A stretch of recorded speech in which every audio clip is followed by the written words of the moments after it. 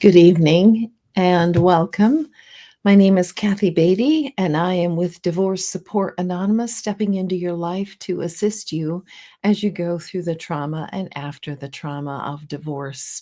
So, I have started my next group. We are going into week 3, but stay tuned because my summer class or late summer, maybe early fall. Haven't selected the date yet.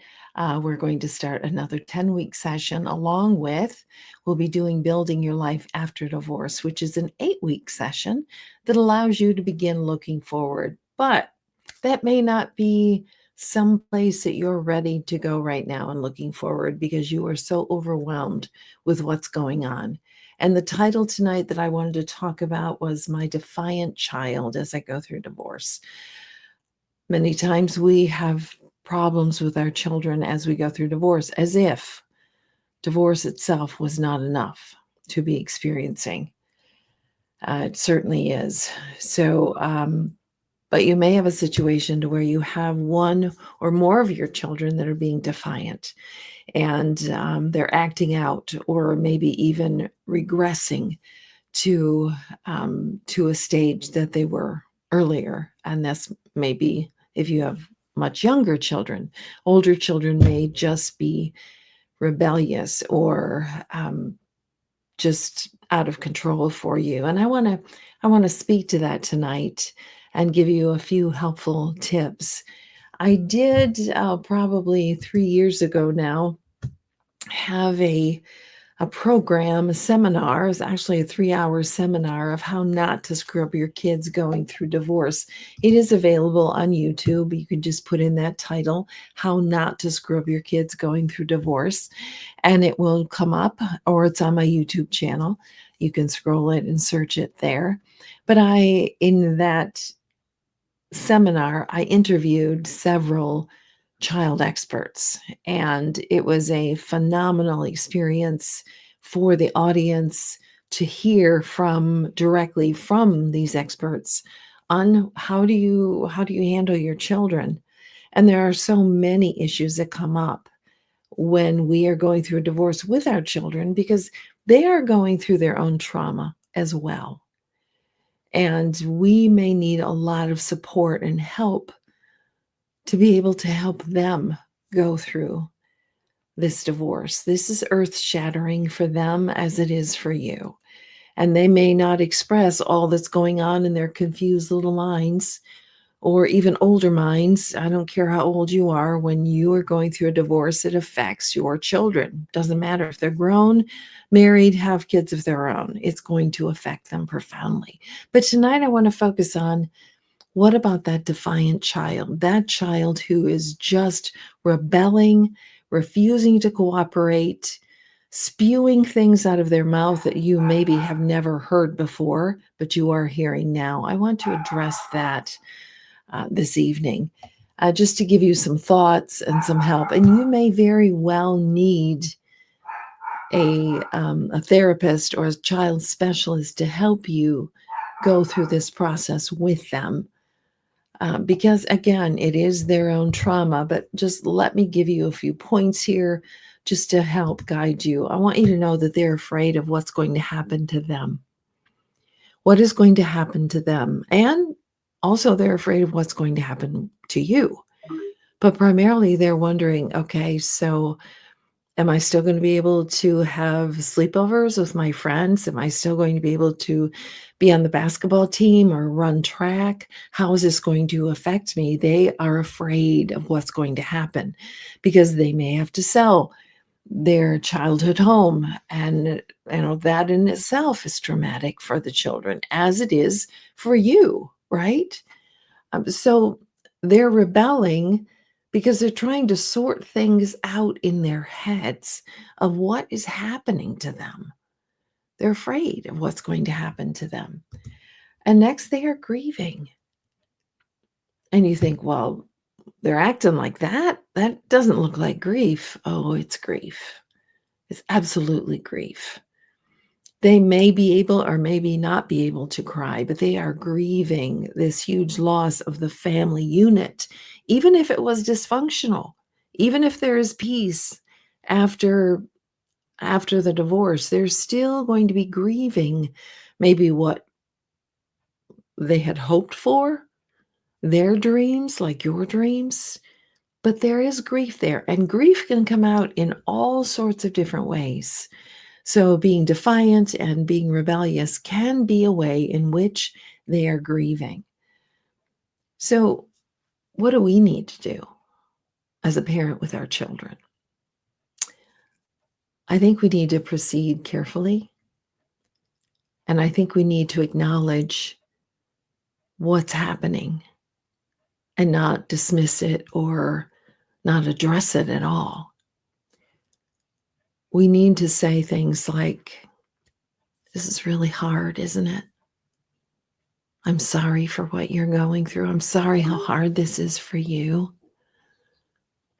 I want you to know that I'm always going to be here. I'm always going to be your mom. This is just a really difficult time, and we're going to get through this. We're going to get through this." And for you to say it with that tone, even if they're screaming and yelling and all of that, can really jar them and stop them. You say, "Johnny, I know this is really hard, isn't it?" When they're screaming at you. Now, this is going to take a lot of self-restraint on your part, right? But they need to be understood and they need to be heard. But they also need to have it acknowledged that what they're going through is really, really hard. And for you to have that tone, they're going to drop their defenses and they're going to be able to connect with you easier.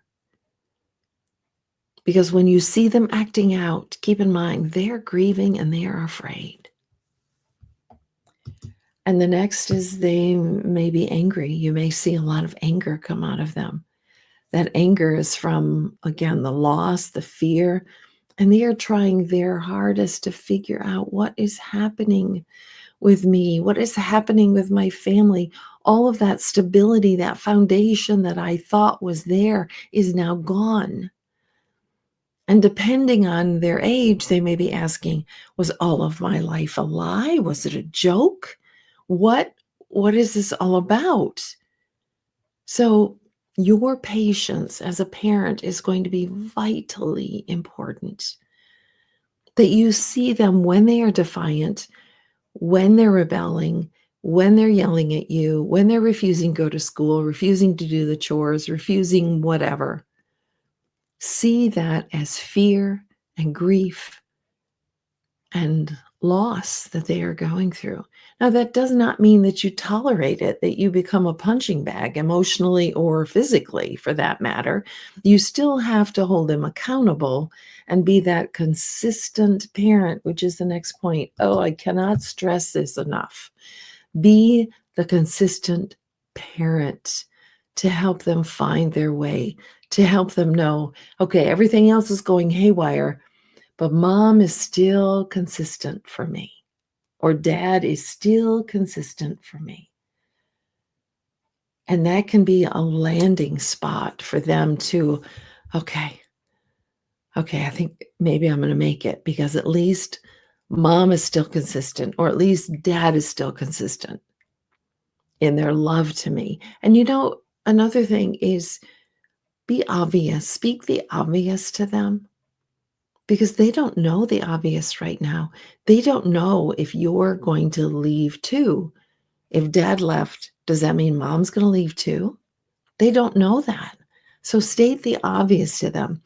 Honey, I know this is really frightening because dad left or because mom left. It's really frightening for you. I just want you to know that I'm always going to be here. You're always going to have me as your mom. I know these times are hard. Again, we're going to confirm what they're feeling.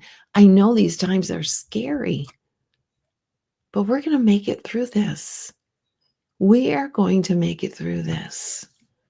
So reassure them, even though it sounds like, well, this is so obvious. They need to hear the obvious right now.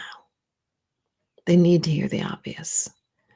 They need to be touched. They need to be held as much as they're able to allow you to do that. It's difficult with older teens, but those hugs, those touches on the arm, those words of encouragement are priceless. Just like for you, because you are so raw, when someone says something tender to you, it's like salve to a burn. That's what I always say. It's a salve to a burn when someone is tender and kind to you. So be the consistent parent, help them find their way. You have to be a team when it comes to your child with your former spouse, except for circumstances if there's physical abuse or emotional abuse or something is unsafe for the child. You have to be a team. Research shows that if you can co-parent well, your children will make it through this divorce. Research shows that. I don't have it in front of me to quote it, but if you want me to, I can look it up and send it to you. That's important to note, that you are cooperating with your former spouse, not for her, not for him, but for your child, because they need to see united parents on the soccer field, at the parenting conference. Their soul needs to see that right now. So remember, you're doing this for the child. You're not doing this for the spouse. There are so many things to consider. And before I jump into some wonderful scriptures, let me just say that a lot of parents tell their children too much. So you always want to be truthful in telling them what's happening, age appropriate, but don't tell them mom had an affair. Don't tell them the dirty details, because it's really just crushing them. And I know you need someone to talk to. That is why it is so critically important you are with a support group. So you have a place to vent, to let this out. And it's so easy to confide in your children because they've seen so much of it. But it is not good for them. It's not good for their souls. So be careful what you share for them. It's too heavy. Do not put adult burdens on small children's shoulders. They cannot handle it. Okay, couple of quick verses. A soft answer turns away wrath, but a harsh word stirs up anger. When you're dealing with your defiant child, teenager, a soft answer doesn't mean that you're giving up control or authority, but you can speak that soft answer and still speak with firmness and parental guidance. So if they shout at you and you start shouting at them, it's just going to stir up anger. Everybody's defensive. It just doesn't work. Someone has to be the adult here, and you can't expect a child to be an adult, right? A soft answer, soft answer. Take those deep breaths. And if you are going to get out of control in dealing with your child, say, I need a minute. Walk out of the house, take a deep breath. Don't drop it, don't avoid it. But instead of blowing up, gain your composure, say a quick prayer. God, give me wisdom. God, give me strength. Give me the right words to say to my child right now. And then go back into the house and respond. Don't react, respond. Romans 12:21. Do not be overcome by evil, but overcome evil with good. When you are giving that soft answer, when you are taking your stand, you're not giving up your authority as a parent. You are keeping your authority, but you have that soft answer. You can overcome whatever evil they throw at you by the good power of authority as a loving mother, a loving father. Okay?